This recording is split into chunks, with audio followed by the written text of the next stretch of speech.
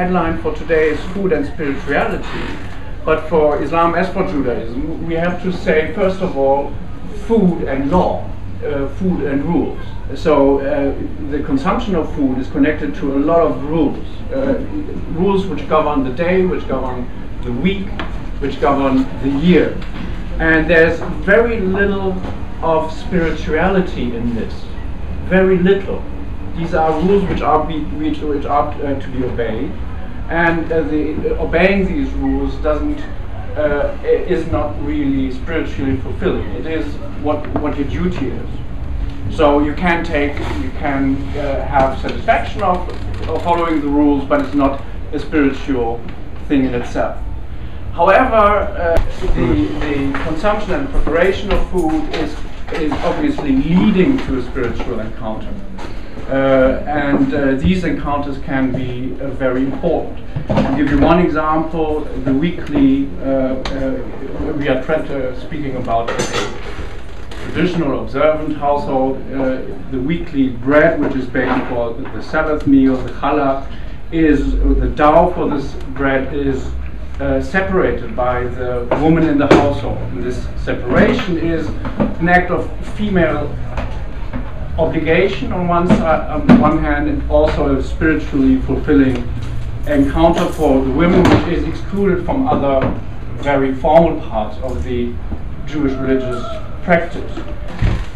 Preparing the food and consuming the food together is creating community, and this is a very important dimension of food in Judaism as in all other faith groups. I think this is a very important dimension when we speak about food and spirituality, that we can create a community, like we create a small community here today, by sharing food and by appreciating food and by doing it together and enjoying it together. And this holds true for Judaism as for many other faith groups. I guess food is such a compelling metaphor, notions of nourishment, sustenance, for understanding our relationship with the divine, supernatural living world. So we can think about the ways in which, as people have suggested, different faith groups have thought about the way in which food might operate, either to help us come together as a community, or to express our thanks to the divine. The history of this rather weird agglomeration of different religious buildings, some of them are quite spectacular. I mean, there are 3 Buddhist temples, 2 Hindu temples, 2 mosques, 5 or 6 Christian churches, many Chinese churches, and some religious schools, and they're all clustered together on what is known colloquially as Highway to Heaven. And it's always being developed now as a slightly weird touristic kind of space in Vancouver. But they're there partly as a compromise, because when different religious communities were asking the City Council, the Planning Commission, to build new religious buildings, there was a bit of conflict. Land was very expensive, so they were trying to find land where people could build new religious buildings. And they came up with a very weird, and also they were trying to protect, the agricultural land around the suburban sprawl. They wanted to stop agricultural land being built on. But they came up with an extraordinary and I think perhaps quite unique compromise, which was that they designated this highway, number 5 road, which is literally on the edge of the city, as the only place where you could build religious community buildings. So they said, okay, we'll zone it for assembly use, but we're going to restrict how you can use those lots. So we're going to build, there are sort of long lots, and you can only build your religious building on the first third of that lot, and on the back 2/3 of your lot you must actively farm the land.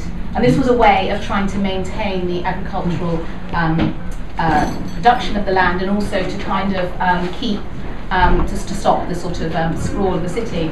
Now, I could tell you lots of details about when that worked and when it didn't work, but it is a fascinating example of planning for new religious buildings for migrants, which is also very intimately connected with agriculture and food. And so what we found along that road was that different community groups have responded to that in different ways. So, for example, the Al-Sahara Mosque has a community orchard, the Trinity Pacific Christian Church has a community garden where different people can build plots. As you might not be surprised to know, the Buddhist temples along the road are perhaps the best at really linking in, using the land and actually incorporating it into the kind of food that they serve every day in the temple.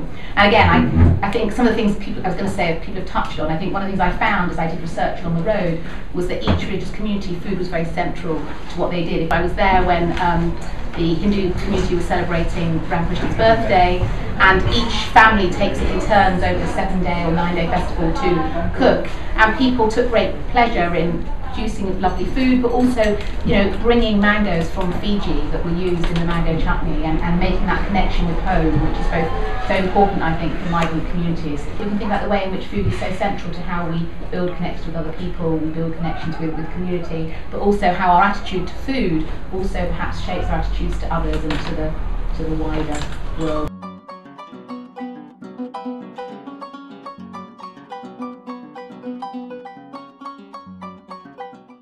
Essentially, the core essence of Food Dots is to make the connections between food and spiritual fulfillment. That's essentially what it's about. And it's about promoting, you know, inspiring individuals to eat more consciously. So it's promoting conscious eating and conscious living, following and understanding nature's food chain. So from the soil to the table, be very conscious of nature's role in the food that we eat. The food that we eat becomes us, even though it's loosely used in phrases as you are what you eat. But on a very deeper level, food transforms us and we become whatever food it is that we eat. And how we also produce that food becomes what that food is. So there's a transference going on between food and us. Food is encoded with messages, and no more so than within the colors in which the range of colors that we actually have within foods. Spiritual practice is all about remembering all these mysteries, all these miracles of nature that we so often forget, and you know, through our daily lives, and that we're drawing attention to right here, right now, in terms of, you know, how we grow the soil, how we eat it, how we treat animals. All that is all aspects of connecting to nature, which is a spiritual practice.